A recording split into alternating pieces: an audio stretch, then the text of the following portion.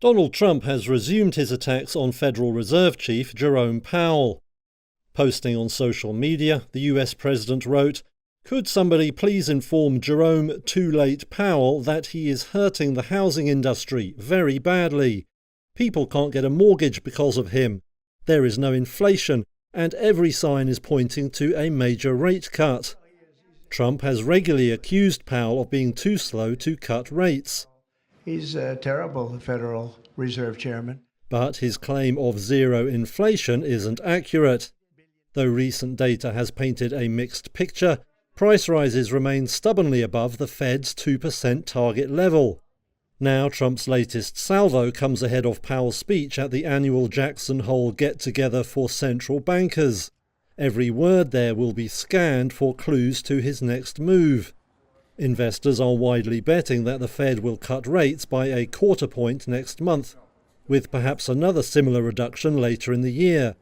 That would still be far less than the multi-percentage point cut that Trump has called for.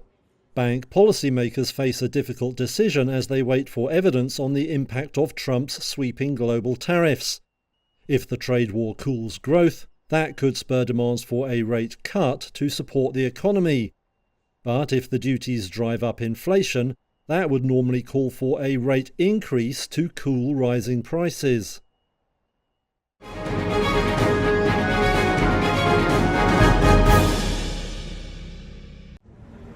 Ukrainian President Volodymyr Zelensky sported a black suit during his meeting with U.S. President Donald Trump in Washington on Monday, drawing compliments from both Trump and a reporter. "You look fabulous in that suit." That same reporter in February criticized Zelensky's usual attire, a dark military-style outfit. You own a suit? Yeah, I have problems.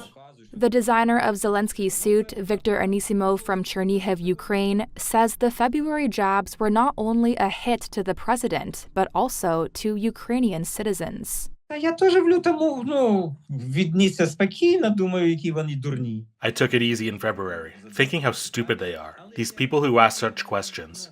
But I understand that bombs don't fall on their heads. Для них це важливі речі. For them, clothes are important things. But for us, clothes are clothes. A suit is a suit. Лідер повинен виглядати. A leader should look dignified. And that's it. For Zelensky's Monday meeting, Anisimov says he included a subtle detail, a back vent that nudged it closer to civilian wear. Це наші ворожіння на те, щоб був мир. These are our hopes for peace. Ми думаємо, якщо ми трошки в цьому образі. We think that if we add a little something subtle to this image, something from civilian clothes to his uniform, then it will be our lucky charm. Цивільного одягу в його формений, то це як оберіг чи що. The suit was originally presented as an outfit idea for the upcoming Ukrainian Independence Day, but Anisimov said the president needed it for his U.S. trip. The Ukrainian president also wore Anisimov's designs to the Pope's funeral and the NATO summit in June, both events that helped bring the U.S. and Ukraine closer together after the public rift in February. Zelensky has worn military-type outfits, often with collarless shirts and heavy boots, to show solidarity with Ukraine's troops since Russia's full-scale invasion in February 2022.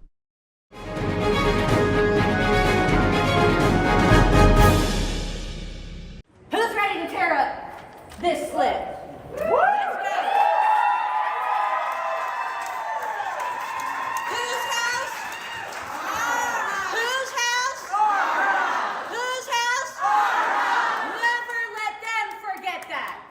There is no legal basis, there is no House of Rule basis for what is being done. It's illegitimate. The only power that they have is the power that I give with my consent for them to be able to do this. Necessary measures. Taxpayer dollars. Free Nicole! We're here to fight! Let her out! Let her out! I stand shoulder to shoulder with Representative Nicole Collier and all of my colleagues here because we are being subjected to extreme and unnecessary measures. Taxpayer dollars should not be wasted following elected officials around like criminals.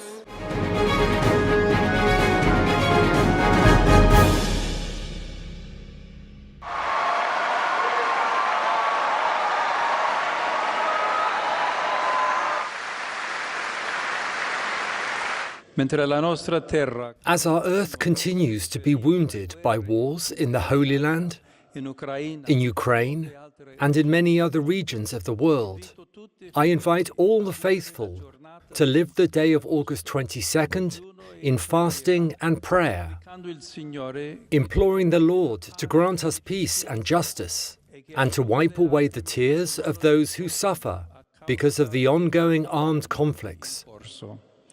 Mary, Queen of Peace, intercede so that peoples may find the way to peace.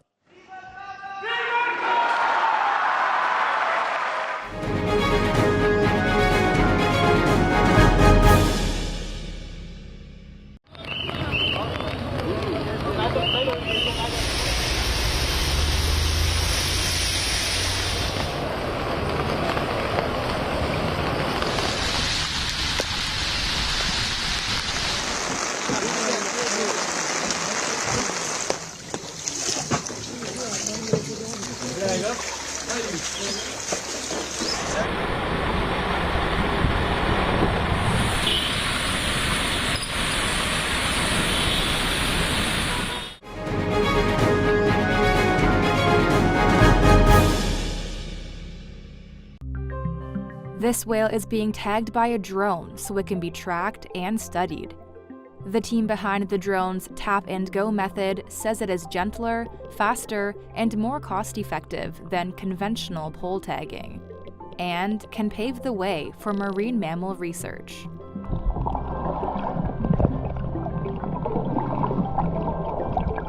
Tap-and-go drone tagging approach is a new way of being able to put basically a small computer on the back of a whale.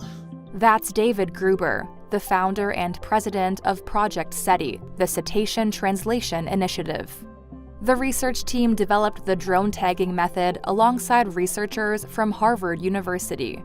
Tested on sperm whales off the Caribbean island of Dominica, the approach uses modified first-person view racing drones to deploy suction-based tags on the whales. And we use an expert drone pilot, and the tag is just gently tapped on the back of the whale, and then the drone goes. The tags collect data on whale behavior, including bioacoustics and dive depth, with drone components costing around $1,300. Project SETI says it reduces potential disturbance to marine life, as it doesn't require a boat to approach whales closely, and it's faster than traditional methods. The drones adhere tags in an average of 1 minute and 15 seconds, whereas pole tagging typically takes up to 5 minutes, the team says. It is a method in which we get in and get out as quickly as possible. Drone pilot Zarek Gonzalez-Peltier says its success rate as of now is 55%.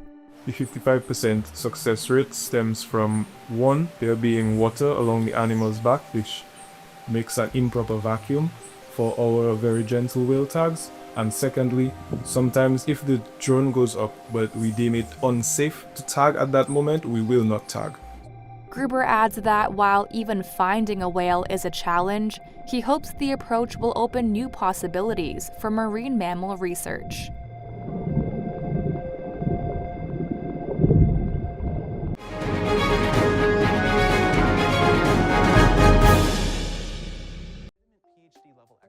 From a potential payday for OpenAI staffers to a possible setback for DeepSeek, this is AI Weekly. Current and former workers at OpenAI could sell $6 billion worth of shares to buyers including Japan's SoftBank. That's according to a Reuters source. The deal would price the ChatGPT maker at $500 billion, confirming that its value has soared along with revenue and user numbers. A new poll by Google shows 87% of video game developers now use AI to help create products.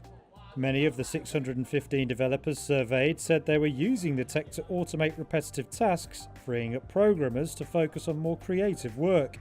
44% said they were using AI agents to rapidly process information such as text, voice, code, audio, and video. Nvidia might get to sell advanced AI chips to China once again.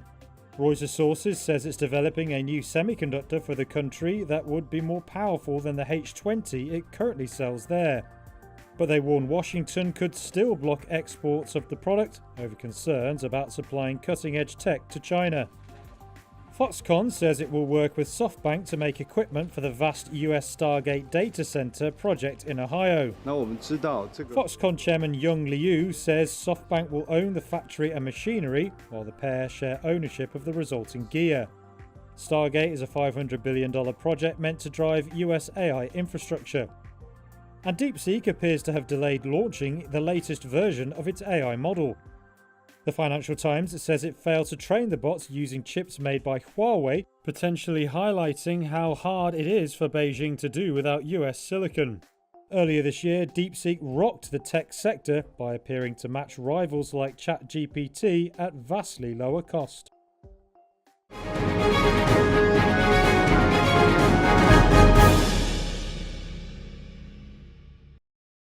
A California woman known as the Ketamine Queen agreed to plead guilty to charges in connection to the overdose death of Friends star Matthew Perry. That's according to a statement released Monday by the U.S. Justice Department. Jasveen Sangha, who was accused of supplying the dose that took Perry's life, will plead guilty to 5 federal charges under an agreement with federal prosecutors. The plea deal came a little more than 3 weeks after a California doctor pleaded guilty to 4 counts of illegal distribution of ketamine. An autopsy concluded that Perry, best known for his role as Chandler Bing on the 1990s hit NBC television comedy Friends, died from the acute effects of ketamine that, combined with other factors, caused the actor to lose consciousness and drown in his hot tub on October 28, 2023. Perry was 54 years old.